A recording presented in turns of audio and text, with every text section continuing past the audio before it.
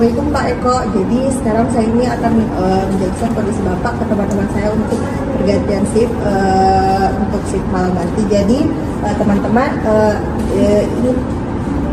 ini Bapak Eko, usianya 28 tahun dengan diagnosa medis demam berdarah dan DHF. Bapak Eko ini sudah dirawat ke hari kedua.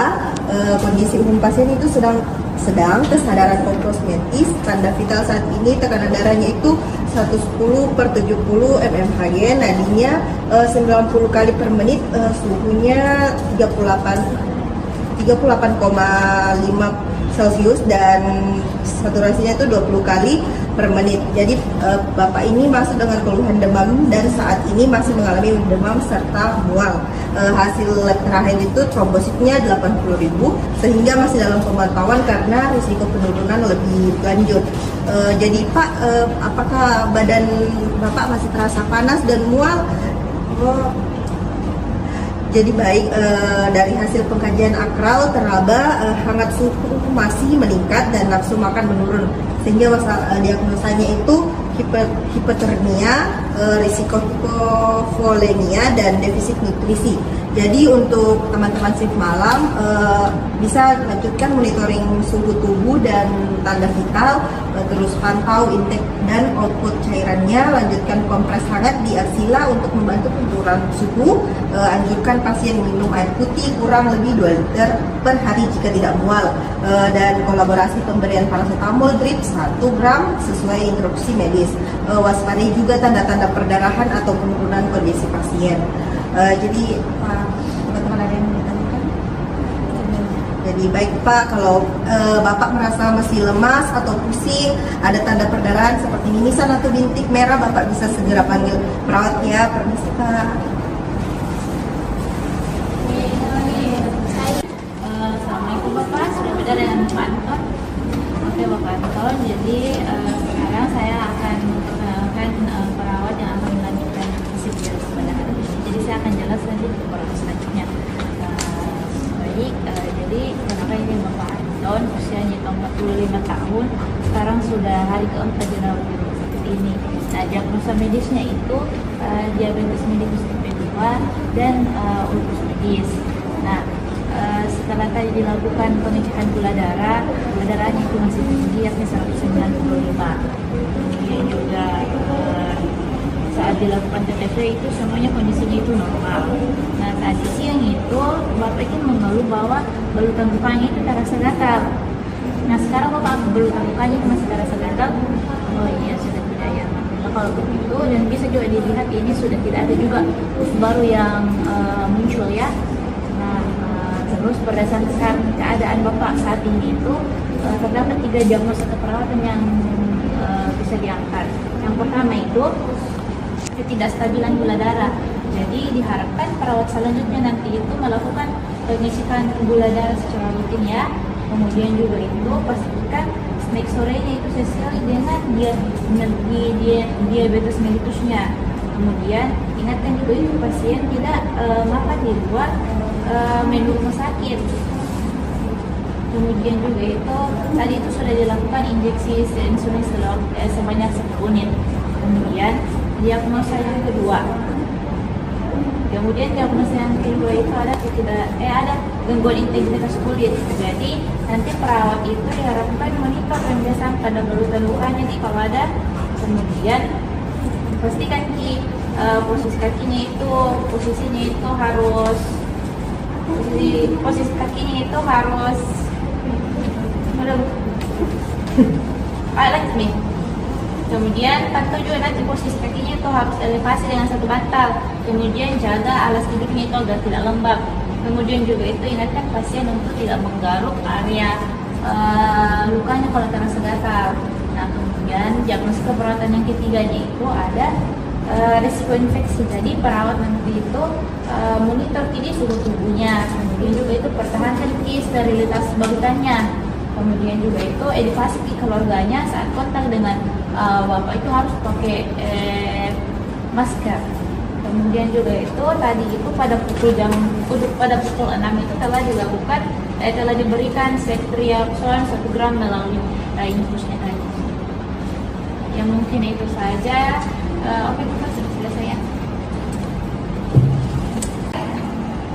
Baik, selamat malam. Nah, jadi di sini aku kali ini untuk melanjutkan shift pada siang hari tadi.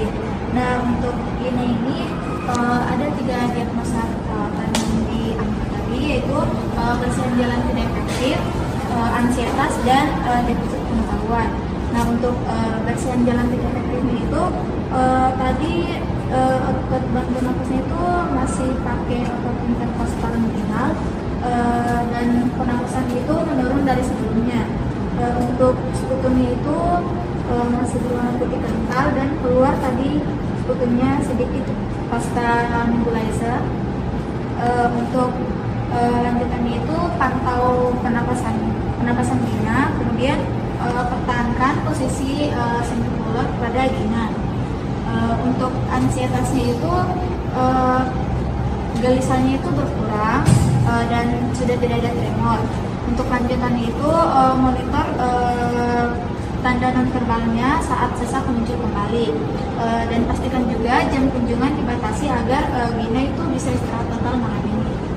Untuk defisit pengetahuan itu evaluasi kembali keluarga tentang mengenai tanda serangan berat sebelum pulang, dan pastikan juga pasien tetap menggunakan masker jika keluar kamar ataupun terpapar AC yang dingin.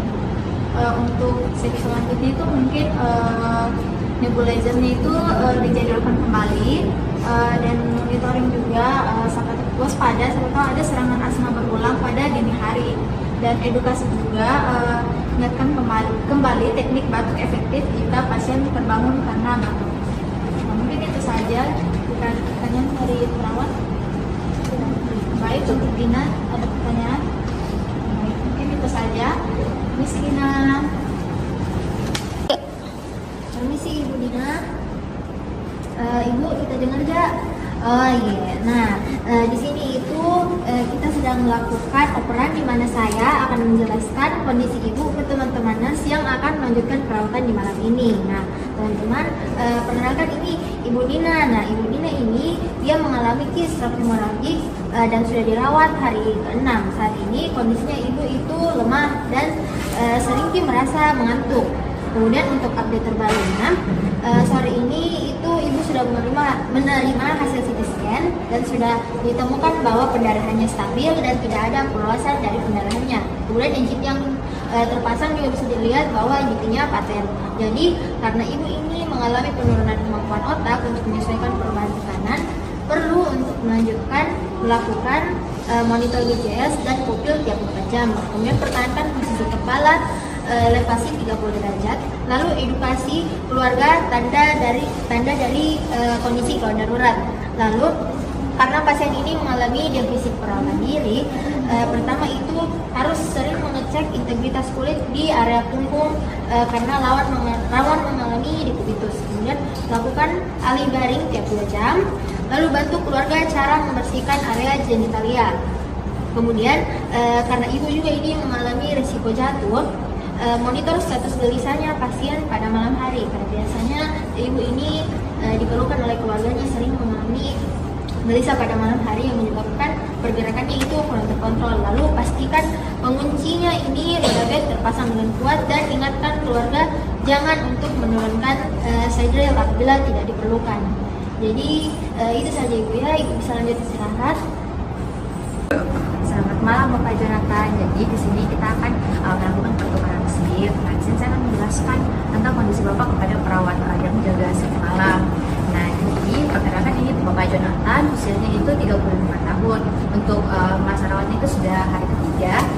Nah, untuk diagnosa medisnya itu fraktur femur sinistra dan ada 3 diagnosa perawatannya itu nyeri akut, gangguan mobilitas fisik dan resiko disfungsi neurovaskular perifer.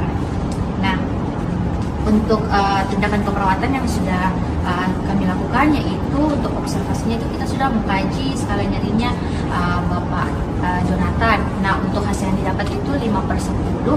Bagaimana Bapak masih kita rasa nyeri sekarang? Masih nih Bapak.